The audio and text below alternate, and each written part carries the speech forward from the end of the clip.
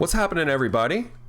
Today we had a Nintendo Indie World Showcase. Today is August 18th, 2020. So we're going to talk about this showcase and we're going to get into it. It was actually a very good showcase. Not a lot of brand new earth-shattering titles or announcements or anything like that, but just a lot of solid indie games from like the PC circuit mainly that are finally at long last making the way to the Switch. So some really heavy hitters here. We're going to talk about them. But before we do, I have a question. I have a question for Nintendo. Nintendo, why did you ditch the perfect branding for your indie game showcases? The Nindies. It's so genius. It's so compact. It's such a good play on words. It's the Nindies, it's Nintendo, and it's Indies, and that's the perfect branding for these showcases. Why change it to the Indie World Showcase? Like, that's not even a name. That's just gobbledygook. That's just a word soup. Why? What are you doing, Nintendo? What intern came up with this? Who are you giving the keys to the kingdom to? This is not good branding. The Nindies branding was perfect. You should have kept it. I don't know why you didn't. Did you not keep it for legal reasons or something like that? Were you forced to give it up? If you were forced to give it up, you could have come up with something better than Indie World Showcase. Okay, anyway, that's neither here nor there. In reality, this was a good presentation, so let's get into it. We're not going to go through every single entry with a fine-tooth comb. In fact, like this first entry, Hades, I'm not going to comment on this because I've just never played one of the games from this developer. This is the developer that came up with Bastion and Transistor and another one that I'm not remembering, I think. And this is their latest entry. And it looks like the other games and it looks cool, but I've just never been able to get into these games.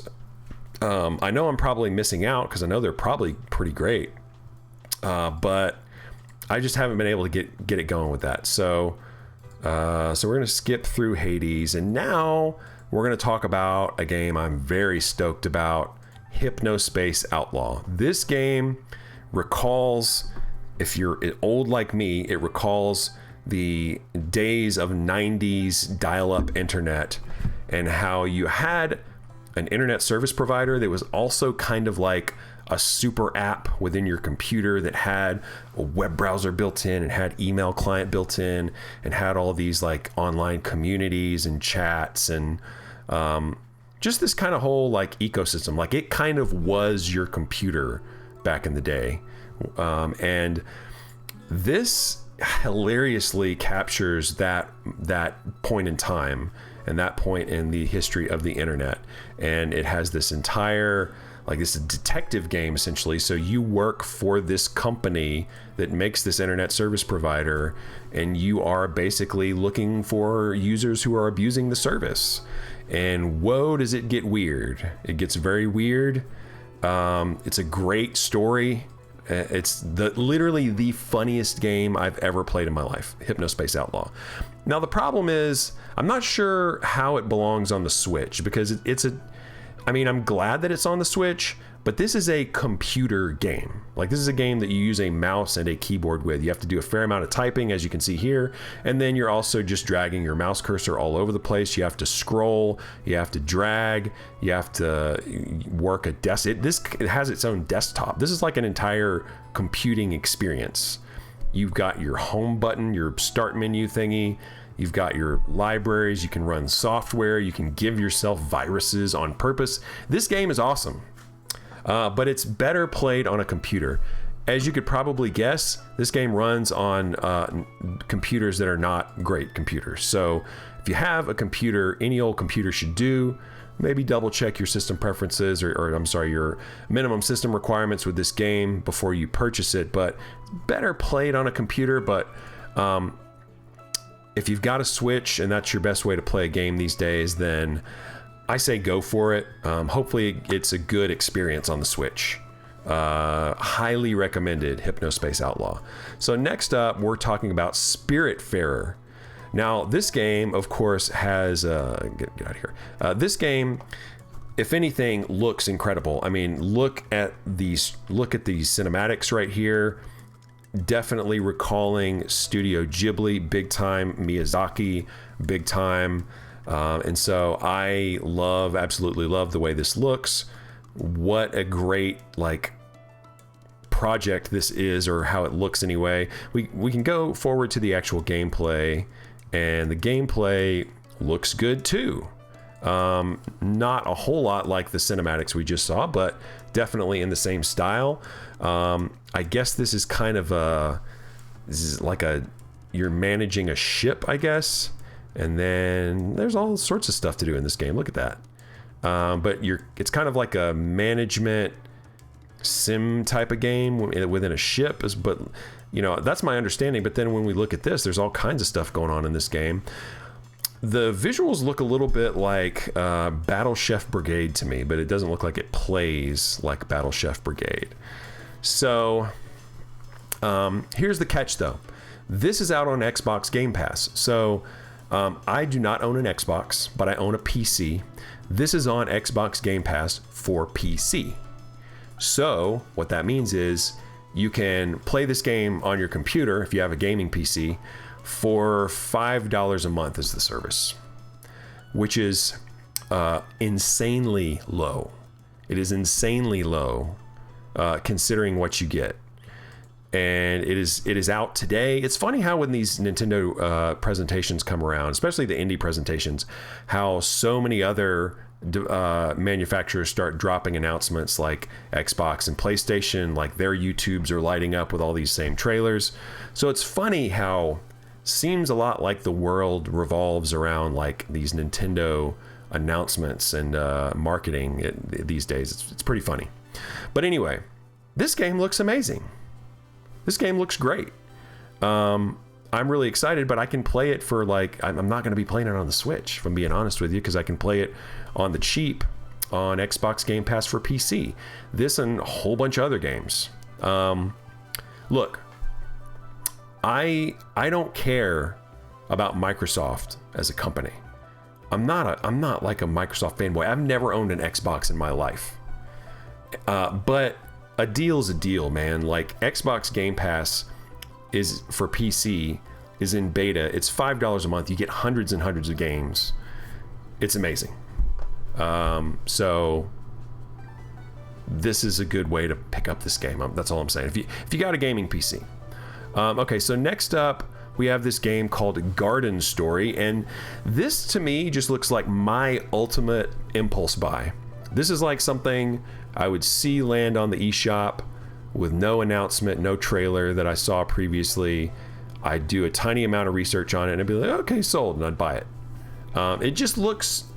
It doesn't look incredible. It just looks charming. The color palette is nice and soft. The pixel art is nothing spectacular, but it's okay. But the gameplay looks like some kind of hybrid of like Zelda and Stardew Valley. Again, ultimate impulse buy game is what I'm thinking here. So it looks great. Let's move along to Subnautica. So Subnautica is an indie game that's been around for quite a while. I picked it up for free on the Epic Game Store a while back. I still haven't played it. And not because it actually looks pretty great. And it's just kind of one of those explory type of games like a Minecraft or like a No Man's Sky, where you're just kind of going around and finding stuff, and it's kind of self-directed goals and all of that. And that's really cool, and it looks great, and I've just never played it. I have played Grounded though. Grounded is a similar game that just came out, and I am loving Grounded. Grounded is like the Honey I Shrunk the Kids version of this game, but it's on land. It's not under the water. And then now we've got this game called, what's it called? Takeshi and Hiroshi. This one didn't really catch my eye. It's out on the eShop now. It's a game where you are a game developer and you're making a game for your brother to check out on his iPad, I guess. And you want to make it fun, but not too challenging, but not too easy. You got to get the balance right. It sounds interesting. It's, more and more of these like game development games are coming out these days. That's a lot of, we're seeing a lot of game developers be very self-referential in that way. So it's kind of interesting. It's a fun concept. I'm probably not going to be picking it up, but okay. Next up, we've got, what is the name? What's the name? What's the name? What's the name? It's called Raji, an ancient epic. Now, this game to me looks great. It comes from a developer out of India. So the studio that made this game is out of India, and that's cool because, you know, I'm sure there's a billion like game developers in India, but for some reason here in the West, we don't really get, the spotlight doesn't really get put on them very often. So it's cool that we're now seeing Nintendo get behind this Indian studio, and, you know, hopefully this game is really good. It's about, I think it's about $25, $22 right now or something like that on the eShop. This is another one of those games that's on the eShop now as of the presentation, which is always really fun. I think I'm gonna wait for the reviews. There's no reviews out now because this one's a little more expensive. I'm just gonna check out the reviews. I mean, my backlog's crazy right now, y'all. I can't just be buying games all the time because I just won't play them, and then they'll be in the backlog. So I want to be calculated about my purchases, and I think that this one looks great, but I just want to see the reviews first. So we're gonna check out the reviews. Here we've got Bear and Breakfast. So there's elements of this game that look cool to me, but ultimately this is a game where you manage a bed and breakfast. So it's kind of like tourism management type of stuff, almost like a roller coaster tycoon maybe vibes. I don't know, maybe. But this game looks like it's not my cup of tea. Even though I do like sim games, I do like some management games. For some reason, I don't know if it's the art style, I just don't think it looks that cool. But I could be wrong. It could be amazing. Probably going to check out reviews on that one if I'm being honest, and then go from there. But just on the surface, it doesn't excite me. Okay, right now, here's a game that excites me. A Short Hike. A Short Hike is fantastic. This is a game, I picked it up on Steam last year when it came out, and it is a extremely fun, extremely good looking too. This is a game that is basically, you know, modeled after kind of, people say it looks like a PS1 game. I think it looks much more like a DS game, like a Nintendo DS game. But it is an Animal Crossing inspired adventure, like very short adventure exploration game. It's great. It plays absolutely nothing like Animal Crossing, but it has all types of homage to Animal Crossing, from the dig holes to the NPCs to the fact that you yourself are basically an Animal Crossing looking character that actually resembles Raoul. Does anybody know Raoul from Animal Crossing? Okay, so great game, great, amazing 1 hour game. That's kind of the main problem with this game, is it's just so short, which doesn't mean that you shouldn't play it. It doesn't mean that you shouldn't play it at all. It just means that the game is the dollars to time spent ratio is not great, because it's about a $7 game. In my mind, that's totally worth it because it's a great game, but you know, not everyone's going to be into that. Okay, so now I think this is the card game, right? I think that's the card game, and I can't remember the name of it. What's the name of it? What's the name of it? Card Shark. You know, I'm gonna pass. It's just, it looks interesting. It's like a game where you, I guess, try to cheat people in card games and get away with it and get more money that way. Yeah.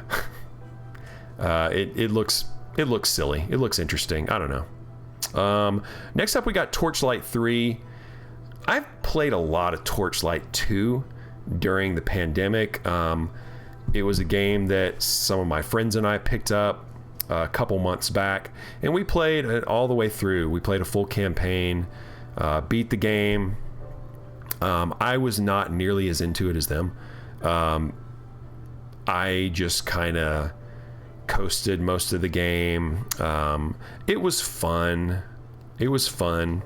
It's a Diablo type game, dungeon crawler, and it's good. It's cool that somebody's making Diablo games, because definitely Blizzard is not. So it's good somebody is.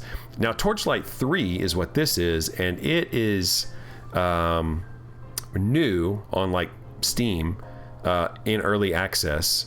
This is coming out, this Switch version's coming out in fall 2020, so I assume that's when it's going to be out of early access. And, you know, like with many early access games, people say that this game is buggy, it has some problems at launch in early access, so hopefully when this game is launched on the Switch and other platforms and comes out of early access, it is ready for prime time. Let's hope. Let us hope. Okay, now the real star of the show here, in my opinion, is this Manifold Garden. As you can see, I am in the Manifold Garden universe right now, and I'm just falling indefinitely, because that's what you can do in this game. You can fall indefinitely. It is a game where you shift gravity, you walk up a wall, you walk on the ceiling. You can shift gravity so that the floor is any surface, basically, and it becomes extremely disorienting, but in a fantastic way. This is a game that is of the same level of quality as Portal 2 or The Witness or Cube 2.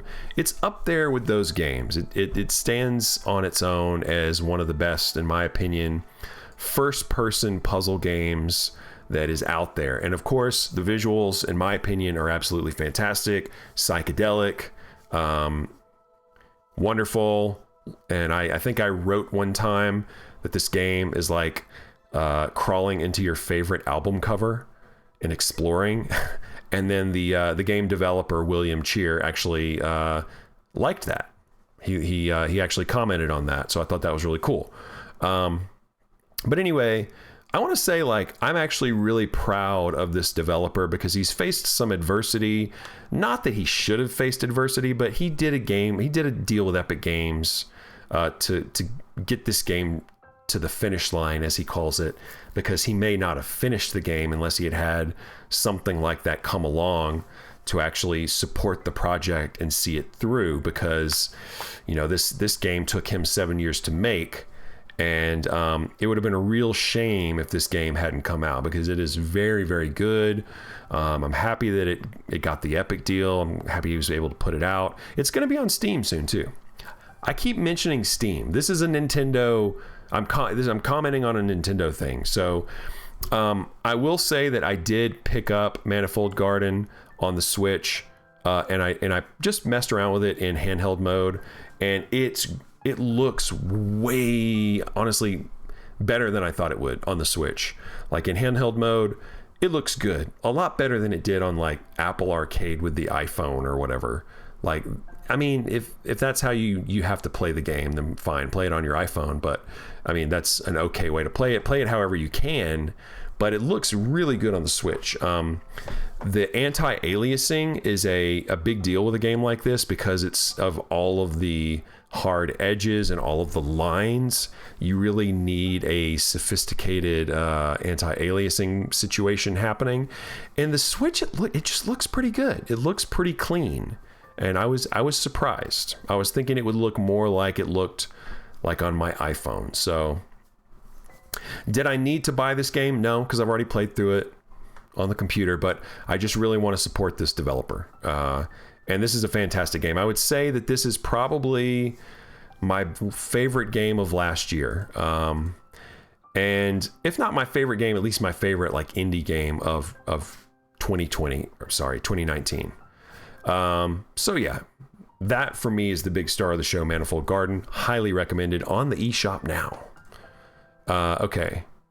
Next up, we got this game that looks like a kind of a poor man's Ori, I guess. But it is, let's see, Evergate is what it's called. And I'm sure it's fun. It just doesn't quite have the pizzazz of the visuals as some of these other games. And I mean, the gameplay looks okay. This is not one that really caught my eye though. So unless it gets really stellar reviews, I'll probably be skipping this one, if I'm being real with you. Okay, so next up, we got, okay, there's more Evergate. And now we've got a little highlight reel of some of the upcoming games that were not mentioned in the bigger portion of the direct. Going Under, I remember hearing about this maybe in like the PlayStation thing or something, I don't know. Red Lantern, I don't really know what this game is, some kind of outdoor nature game. Unrailed, I don't know what that is. Railroad Management, not really digging the voxel style, if I'm being honest, but it could be fun, who knows. Struggling, this game looks absolutely disturbing. I don't know, these like disembodied heads and arms crawling around together, that's upsetting. Okay, so I'm gonna pause this really quick. Inmost is a very good game. It was on Apple Arcade, and I think that I might revisit it on the Switch, because I don't really want to play games on my phone like that, and I think I would have a better experience on an actual console, so I might be picking this up. But this game is a high concept game where you're basically 3 characters and they all have 3 different play styles, and there's this bearded guy, and that's like the heavy puzzle platformer, and then there's the sword guy, and he's like the action, and then there's also a small girl that you play as, and she's like more of the story cinematic portions of the game. The game has a pretty heavy like vibe to it, a pretty it's depressing, if I'm being honest.